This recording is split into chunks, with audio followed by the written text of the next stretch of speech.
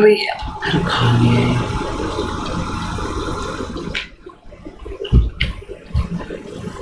Hello everyone, कैसे हैं आप लोग। आप देख रहे हैं कानूनी ज्ञान मंथन। मैं असिस्टेंट प्रोफेसर माला उपाध्याय।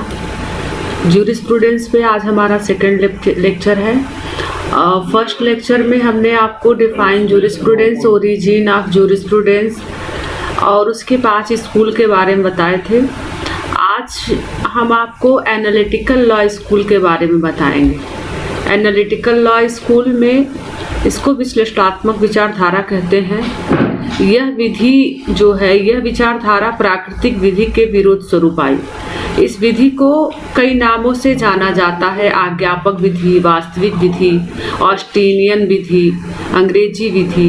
क्योंकि ऑस्टिन इसके फादर थे, एनालिटिकल लॉ स्कूल के जनक ऑस्टिन को माना जाता है, इसलिए इसको ऑस्टिनियन लॉ स्कूल भी बोला जाता है। इसके अलावा ऑस्टिन की बात करूं तो Austin he father of analytical law school बोले जाते थे, लेकिन इसके पहले जो है बेंथम आए और बेंथम ने अपना एनालिटिकल लॉ स्कूल पे कुछ विचार रखे थे। क्योंकि इनका ड्यूरेशन जैसा आप देख सकते हैं स्लाइड पे 1748 से 1832 तक रहा जेरमी बेंथम का। जेरमी बेंथम ने एक सिद्धांत दिया था, यूटिलिटेरियन सिद्धांत, इंडिविजुअलिज्म, लेजी फेयर के ये समर्थक थे। यानी अर्थशास्त्र में लेजी फेयर मतलब अहस्तक्षेप नीति का ये समर्थन करते थे। यानी इनके कहने का मतलब ये है, ये यूटिलिटेरियन इंडिविजुअलिज्म जो है, उपयोगिता, व्यक्तिवादी उपयोगितावाद का सिद्धांत, बेंथम का मानना ये था कि विधि का काम मनुष्य पे लगे अवरोधों को हटाना है और जैसे ही वो अवरोध हट जाएंगे मनुष्य अपने कल्याण के बारे में स्वतः ही सोच लेगा। और बेंथम ने विश्लेषणात्मक विचारधारा के लिए पहला योगदान तो इनका ही रहा, लेकिन एक वैज्ञानिक रूप से जो स्थान ऑस्टिन ने दिया है, इसलिए ऑस्टिन को ही, जॉन ऑस्टिन को, जैसा कि आप स्लाइड पे जॉन ऑस्टिन का पिक्चर देख सकते हैं, इनका जन्म जो था वो मिडिल क्लास फैमिली में हुआ था और ये was appointed as the first professor of jurisprudence at the university of London by Jeremy Bentham. मतलब ये लंदन विश्वविद्यालय में, लंदन यूनिवर्सिटी में प्रोफेसर रह चुके हैं और उन्होंने एक लंदन यूनिवर्सिटी में ज्यूरिस्प्रूडेंस के चेयरमैन रह चुके हैं। और जब इन्होंने अपना लेक्चर दिया था लंदन यूनिवर्सिटी में, तो उस लेक्चर को एक बुक के नाम से पब्लिश किया गया था। ऑस्टिन को हम देखते हैं कि ऑस्टिन ने क्या विश्लेषणात्मक विचारधारा में क्या क्या अपने दान दिए, क्या क्या विचार रखे। तो सबसे पहले ऑस्टिन ने लॉ को 2 भागों में बांटा। एक उन्होंने बोला ह्यूमन लॉज होते हैं और एक होता है लॉ ऑफ गॉड होता है, यानी मानव द्वारा निर्मित विधि, वो मानवीय विधियां कहलाती हैं और मानव द्वारा अनिर्मित विधि वो दैवी विधियां कहलाती हैं। मानव द्वारा विधि या ह्यूमन लॉज को भी इन्होंने 2 पार्ट में डिवाइड किया, एक पॉजिटिव लॉ और दूसरा इम्प्रॉपरली लॉ। लेकिन लॉ को तो इन्होंने डिफाइन किया, लेकिन ये जनरली ह्यूमन लॉ को मानते थे, यानी मानव द्वारा निर्मित विधियों को मानते थे। जैसे पार्लियामेंट, लेजिस्लेचर, इन सब विधियों को ये मानते थे और उसको वो पॉजिटिव लॉ नाम देते थे। ऑस्टिन ने, जैसा कि आप स्लाइड पे देख सकते हैं, लिखा हुआ है कि ऑस्टिन ने वास्तविक विधि को परिभाषित करते हुए कहा कि राजनैतिक रूप से वरिष्ठ द्वारा, राजनैतिक रूप से अवर के लिए बनाई गई ऐसी विधि जिसका लोग आदतन पालन करते हैं। इसका मतलब ये है कि जो सीनियर होते हैं या जो सत्ता होती है या जो गवर्नमेंट है, वो अपनी जनता के लिए या अपने से नीचे जो पद पे हैं उनके लिए लॉ बनाती है, वही विधि होता है। अगर वो उन ऑर्डर को फॉलो नहीं करते हैं या उस चीज़ को नहीं मानते हैं तो वो विधि नहीं होती है। और जैसा कि ये बोले हैं कि जिसका कि लोग आदतन पालन करते हैं, उनको पालन करना ही है। अपने सीनियर के द्वारा बनाई गई विधि का पालन लोगों को करना ही है। तो इसके अलावा जो है ऑस्टिन विश्लेषणात्मक विचारधारा के जनक थे, और विश्लेषणात्मक विचारधारा के बारे में हम ये 4 बातें आपको बताते हैं कि यह विचारधारा आज्ञापक विचारधारा, वास्तविक विचारधारा, अंग्रेजी विचारधारा, ऑस्टिनियन विचारधारा के नाम से भी जाना जाता है। देन विश्लेषणात्मक विचारधारा इसलिए कहा जाता है कि इसमें विधि का महत्वपूर्ण पहलू यानी राज्य से संबंधित है। ये स्कूल विश्लेषण करता है, लॉ को एनालिटिकल करता है, एनालिटिक करता है उसका कि ये जो है राज्य से संबंधित विधि, मतलब ऑस्टिनियन लॉ जितने, मतलब ऑस्टिनियन लॉ में या विश्लेषणात्मक विचारधारा में जितने भी जूरिस्ट हैं, जितने भी फॉलोअर हैं, वो सब राज्य द्वारा बनाई गई विधियों पे ज़्यादा जोर देते हैं। यानी कहने का मतलब ये है कि यह विचारधारा विधि का अध्ययन राज्य के संबंध में ही करती है। इसके अलावा ऑस्टिन ने कहा था कि law of command of sovereign, विधि संप्रभु का समादेश है। और इस विचारधारा से संबंधित 2 महत्वपूर्ण केस है, गोपालन वर्सेस मद्रास राज और मद्रास वर्सेस चंपाकन दुराई राजन। इस केस को आप कॉन्स्टिट्यूशन में पढ़ चुके हैं, और ये दोनों केस राज्य से भी रिलेटेड हैं, और एनालिटिकल लॉ स्कूल राज्य को ज़्यादा महत्व देता है। इसके अलावा ऑस्टिन ने विधि के संदर्भ में कहा था कि विधि संप्रभु का समादेश है, अर्थात ऑस्टिन का यह मानना था कि विधि में संप्रभु का होना बहुत जरूरी है। संप्रभुता से तात्पर्य सर्वशक्तिमान शक्ति से है, जिसके आदेशों का पालन न करने पर दंड का प्रावधान किया जाता है। तो इसका मतलब ये होता है कि ऑस्टिन ने कहा था कि लॉ वही है जिसमें 3 चीजें होनी चाहिए। 3 में पहला क्या होना चाहिए? संप्रभु, दूसरा समादेश, और तीसरा दंड। यानी विधि संप्रभु का समादेश है, law of command of sovereign. Law में क्या होना चाहिए? एक कमांड होना चाहिए। किसका कमांड? सॉवरेन का। सॉवरेन मतलब सरकार, सत्ता, राज्य। सॉवरेन का तात्पर्य यहाँ राज्य से लीजिएगा। तो उन्होंने कहा था कि विधि वही है जिसमें संप्रभु हो, संप्रभु का कमांड हो, और कमांड या आदेश का पालन ना करने पर दंड का प्रावधान हो। यानी जहाँ दंड नहीं है वहाँ विधि का पालन लोग नहीं करेंगे, ऐसा विश्लेषणात्मक विचारधारा का मानना था, और ऐसा ऑस्टिन का भी मानना था। चूंकि विश्लेषणात्मक विचारधारा के फॉलोवर या फादर ऑस्टिन को हम मानते हैं। ऑस्टिन ने विधि को संप्रभुता, आदेश और अनुशास्त्री की त्रिवेणी माना जाता है। क्योंकि इन्होंने लॉ में 3 चीजें, लॉ को डिफाइन करते समय संप्रभु, आदेश और अनुशास्त्री शब्द यूज किया है, इसलिए इनकी परिभाषा को त्रिवेणी के नाम से भी जानते हैं। इसके अलावा इसलिए आप ध्यान देना कि संप्रभु का समादेश है और दंड होना चाहिए। ऑस्टिन ने इंटरनेशनल लॉ को विधि नहीं माना था, क्योंकि उसमें मोरालिटी है, लॉ नहीं है, और लॉ और मोरालिटी को अलग करने का काम विश्लेषणात्मक विचारधारा के लोगों ने किया था।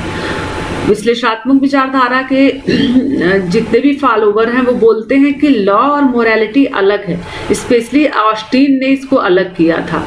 उन्होंने कहा कि मोरालिटी भी होती है और लॉ भी होता है, लेकिन लॉ में मोरालिटी कभी हो ही नहीं सकती। अगर मोरालिटी है तो लॉ ही नहीं है। मतलब नैतिकता और लॉ, विधि को उन्होंने बोला कि विधि और नैतिकता में कोई संबंध ही नहीं है। ऑस्टिन ने विधि शास्त्र में बहुत सारा योगदान दिया था, और इस तरह हम उनके कुछ साइलेंट फीचर को देख रहे हैं, इनकी विशेषताओं को देख रहे हैं, इनके सिद्धांत की। पहला तो चिंतन के नवीन युग का आरंभ किया था। ऑस्टिन का सिद्धांत विधि के संबंध में एक नवीन चिंतन का युग, एक पॉजिटिव लॉ की खोज इन्होंने की थी, एक एक्चुअल में जो लॉ होता है उस चीज की खोज की थी। उन्होंने कहा था कि सीनियर द्वारा, यानी जो वरिष्ठ होता है अपने कनिष्ठ के लिए जो लॉ बनाता है, जैसा कि आज के दौर में हम देख रहे हैं संसद विधि बनाती है, और संसद द्वारा बनाई गई विधि जब इन्फोर्स हो जाती है तो जनता को उसका पालन करना ही पड़ता है, उसको वो लॉ बोलते हैं। दूसरी विशेषता है मिथ्या धारणाओं का निवारण। ऑस्टिन ने ऐसे अनेक मिथ्या धारणाओं को समाप्त किया था जिन्होंने विधि और विधिक संबंधों को वास्तविक अर्थों को धूमिल कर दिया था। मतलब ऑस्टिन का ये कहना था कि जो अंधविश्वास है, जो रूढ़ियां हैं, इन सब चीज़ों को, इन सब धारणाओं को वो समाप्त कर दिए थे। इसके अलावा आता है प्राकृतिक विधि पर प्रबल आक्षेप। जैसा कि मैंने स्टार्टिंग में ही आपको बता दिया कि ये जो विचारधारा है, ये जो स्कूल है, प्राकृतिक विधि पर प्रबल आक्षेप करती है। आपको पता होना चाहिए कि जो नेचुरल लॉ स्कूल है, नेचुरल लॉ स्कूल पे अभी मैंने वीडियो नहीं बनाया, मेरा जूरिस्प्रूडेंस पे ये सेकेंड वीडियो ही है। नेचुरल लॉ स्कूल भी मैं आपको बताऊंगी। फिलहाल इसमें मैं थोड़ा सा आपको बता रही हूँ कि नेचुरल लॉ स्कूल के या प्राकृतिक विधि के सिद्धांत के विरोध स्वरूप ये विश्लेषणात्मक विचारधारा आई थी। और ऑस्टिन के सिद्धांत से नेचुरल लॉ स्कूल, जो कि यूरोप में बहुत ही प्रचलित विचारधारा थी, बहुत भारी धक्का लगा और उसका अमूर्त और पूर्व निर्धारण धारणाओं को विधि के क्षेत्र से बाहर कर दिया गया। इसके अलावा ऑस्टिन के विशेषता में उन्होंने गुत्थियों को सुलझाया है। जो कन्फ्यूजन्स थे, जो गुत्थियाँ थी, जो बहुत ही उलझी बातें थी, उन सब चीज़ों को विश्लेषणात्मक विचारधारा में स्पेशली जॉन ऑस्टिन ने सुलझाया है।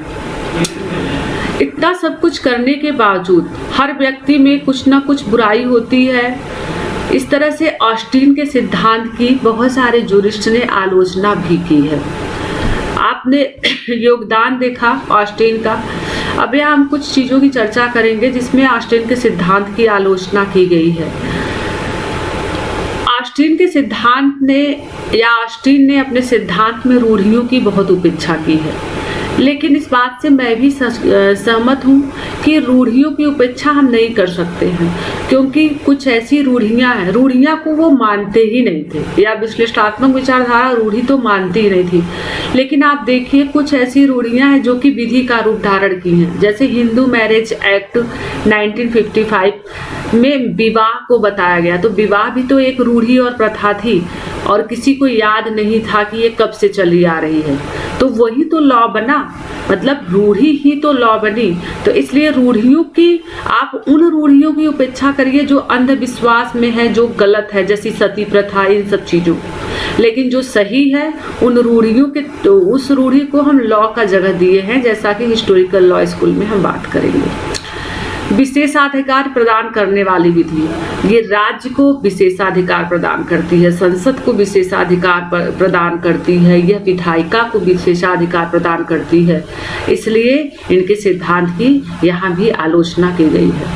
अब इनकी जो तीसरी आलोचना की गई है, और इस चीज़ से मैं भी सहमत हूँ कि न्यायाधीश द्वारा निर्मित विधि को इनके स्कूल में या इनकी विचारधारा में कोई स्थान नहीं है। जबकि जो पूर्व निर्णय आप पढ़ते हो सोर्सेस ऑफ लॉ में, पूर्व निर्णय ये भी विधि का स्रोत है।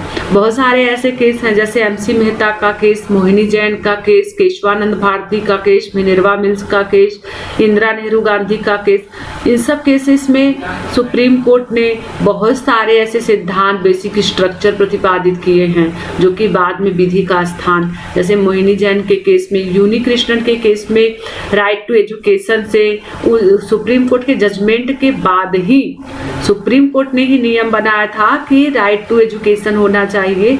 तो इसके बाद ही एक लॉ बना, free and compulsory education act 2009। तो इस तरह से न्यायाधीश द्वारा निर्मित विधियों की उपेक्षा नहीं करनी चाहिए। इसके अलावा कन्वेंशन, इंटरनेशनल लॉ, इन सबको भी ये विधि नहीं मानते थे। इंटरनेशनल लॉ को तो उन्होंने फैशन विधि कह दिया था। उन्होंने कहा था कि ये फैशन विधि के साथ वास्तविक नैतिकता के अंतर्गत रख दीजिए, इसको तो आप विधि की दर्जा ही ना दीजिए, ऑस्टिन ने कहा था। लेकिन बहुत सारी ऐसी चीज़ें होती हैं जहाँ दंड नहीं होता है, फिर भी हम फॉलो करते हैं चीज़ों को। तो हर सिक्के के दो पहलू होते हैं, और ऑस्टिन के सिद्धांत में इतने सारे आलोचनाओं के बाद भी उनका बहुत योगदान है।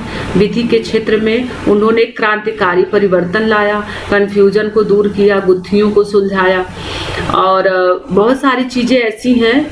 तो उन योगदान को देखते हुए ये आलोचना उसको जो है ढक देती है। इसके अलावा ऑस्टिन ने इंटरनेशनल लेवल पे जो चीज़ें कही थी काफ़ी हद तक ठीक भी है, क्योंकि इतनी ट्रीटीज होती हैं, एग्रीमेंट होते हैं इंटरनेशनल लेवल पे एक कंट्री का दूसरे कंट्री से, लेकिन कोई लॉ नहीं, कोई दंड नहीं है। इसलिए आए दिन एक एक करार टूटते जा रहे हैं। जैसे वार को ले लीजिए, और कन्वेंशंस को लीजिए, बहुत सारे कॉन्फ्रेंस और कन्वेंशंस हुए, लेकिन वो सक्सेसफुल नहीं हुए और उसके लिए कोई शास्ति नहीं थी। आई होप कि आपको ये लेक्चर समझ में आया होगा और ऑस्टिन को आप समझ पाए होंगे। अगर आपको ये लेक्चर सही लग रहा है, अच्छा लग रहा है और समझ में आ रहा है तो प्लीज़ कमेंट बॉक्स में हमें कमेंट ज़रूर करिएगा। अगर इससे लेक्चर में कोई कमी है तो ज़रूर आप उसको भी बताइएगा। अगर आपको अच्छा लगा तो लाइक एंड सब्सक्राइब ज़रूर करिएगा। Thanks for watching.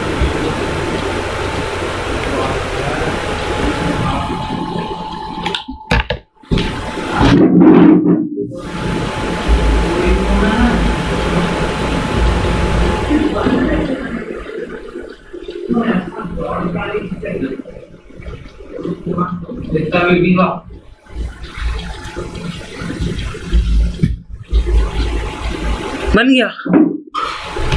अब दूसरा जो आँखों से एक देखिए पल कैसा